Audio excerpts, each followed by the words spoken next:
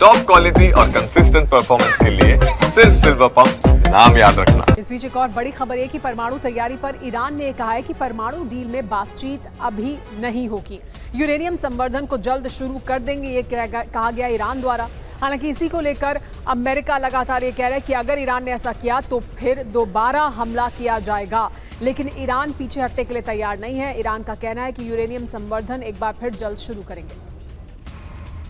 Iran के ऊर्जा मंत्री ने बड़ा दावा किया है, परमाणु ठिकानों को नुकसान नहीं हुआ है। उन्होंने साफ किया है ऊर्जा से जुड़े कार्यक्रम ठीक से जारी हैं और कोई बड़ा नुकसान नहीं हुआ है ईरान के परमाणु कार्यक्रम को, और उसकी वजह से ऊर्जा से जुड़े जो भी काम किए जा रहे हैं उन्हें भी ज्यादा नुकसान नहीं पहुंचा है। वो सभी कार्यक्रम फिलहाल जारी हैं।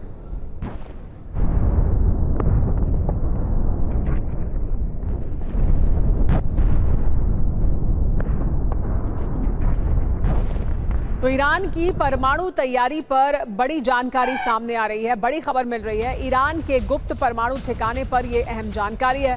फोर्दो से ज्यादा गहराई में गुप्त परमाणु ठिकाना मौजूद है, ये बड़ी जानकारी मिल रही है और इसी वजह से कहा जा रहा है कि ज्यादा नुकसान नहीं पहुंचा है। ईरान का सीक्रेट न्यूक्लियर ठिकाना कहां है? फोर्दो परमाणु ठिकाना क्या गुप्त परमाणु ठिकाना है? 2500 से 300 फीट गहराई तक है, ये 300 से भी ज्यादा फीट गहराई में मौजूद है। ये कहा जा रहा है कि संवर्धित यूरेनियम हटाया गया है रिपोर्ट के मुताबिक, और IR-9 सेंट्रीफ्यूग यहां पर मौजूद है। बड़ा सवाल यह है कि ईरान का परमाणु कार्यक्रम अब भी क्या जारी है? आइए ये कि ईरान में प्रवेश पर इसीलिए क्या पाबंदी है? इजराइल क्या फिर से ईरान पर हमला करेगा? और परमाणु तैयारी पर अब क्या करेंगे ट्रंप? ईरान के परमाणु ठिकाने पर बहुत अहम जानकारी मिल रही है। 2 से 3 दिन पहले संवर्धित यूरेनियम यहां से निकाला गया है। हमले से पहले यूरेनियम को शिफ्ट किया गया, ये जानकारी मिल रही है। अमेरिका के हमले से पहले ईरान ने बड़ा एक्शन लिया था। इजिप्ट के न्यूक्लियर एक्सपर्ट ने दावा किया है, बताया कि यहां से किस तरह से हटाया गया संवर्धित यूरेनियम को। ईरान की परमाणु तैयारी सामने आ चुकी है और उससे जुड़ी जानकारियां सामने आ रही हैं। उसको लेकर जो तमाम एक्सपर्ट हैं, जो न्यूक्लियर मामलों के एक्सपर्ट हैं, वो भी दावे कर रहे हैं कि ईरान ने अपने संवर्धित यूरेनियम को सुरक्षित जगह पहुंचा दिया है, और क्या यही बड़ी वजह बनेगा हमले की भी? देखिए, ईरान की परमाणु तैयारी अब सामने आ चुकी है। इससे जुड़ी 5 बड़ी जानकारी ये है कि फोर्दो पर अमेरिकी हमला शक्तिशाली था। हमले से पहले यहां से यूरेनियम को निकाल लिया गया, ये दूसरी बड़ी जानकारी। परमाणु तबाही को लेकिन टाल दिया गया इसी वजह से, क्योंकि यहां से यूरेनियम हटा लिया गया था।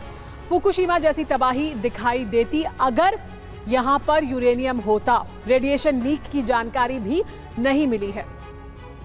अबू अल हुदा जो पूर्व प्रमुख है परमाणु सामग्री प्राधिकरण के, उनकी तरफ से यह बयान दिया गया है।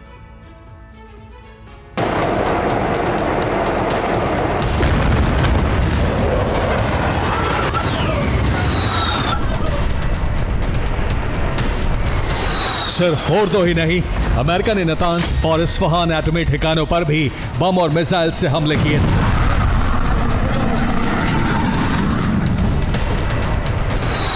लेकिन हमले से कितना नुकसान हुआ, इसका अंदाजा अमेरिका भी नहीं लगा पाया। अब सवाल उठ रहा है, क्या अमेरिका इजराइल के हमले ने ईरान को मौका दे दिया?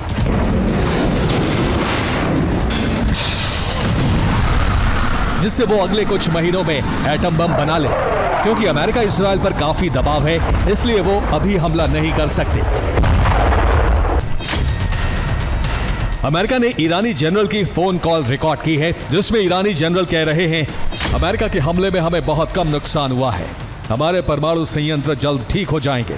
यूरेनियम पूरी तरह सुरक्षित है।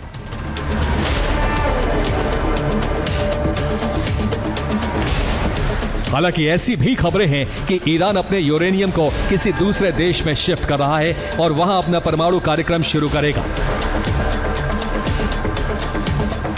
लेकिन यह ईरान का झांसा भी हो सकता है, जिससे अमेरिका और इजराइल का ध्यान हट जाए और ईरानी साइंटिस्ट अपने देश में ही परमाणु बम बना लें, और इस पर चीन और रूस उसका सहयोग करें।